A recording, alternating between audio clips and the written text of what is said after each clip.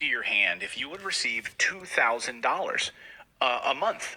A month in return for getting a chip put in your hand. You heard me right. We'll give you universal basic income, basically.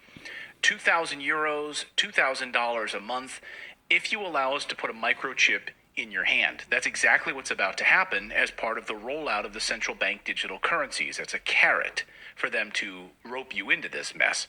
We'll get to that part of the story in a minute, the chip implantation process, not the corn chip, as Dan said in our chat, but a actual metallic tracking chip.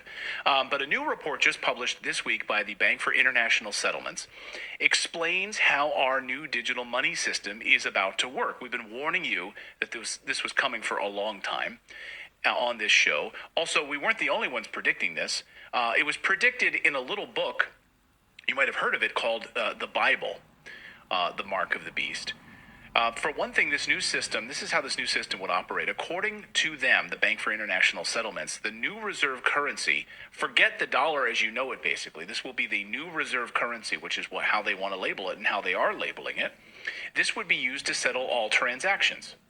As everyone moves away from the US dollar right now, this seems like perfect timing to be moving to this new system. So are they purposefully torpedoing the US dollar in preparation for a global new reserve currency? One might wonder, right? We don't believe in conspiracy theories around here, but you have to wonder. It could include the confiscation of all property, physical property. By assigning it, every item would receive a real world. Every real world item would receive its own unique digital token. So, what do you guys think about this? Right, this idea that they could. I'm not saying they're going to.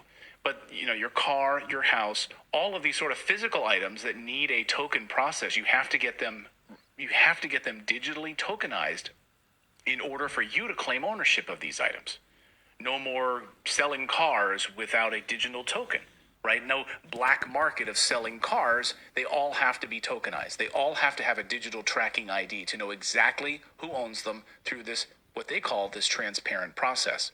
So it's like a blockchain for the world. Right. I mean, it would be on the blockchain, right? Everyone would be given a tokenized digital ID. And I'll explain more about exactly the tokenization process in a moment. But basically, the idea that if you don't comply with this, then we're going to take your property and tokenize it ourselves is the idea.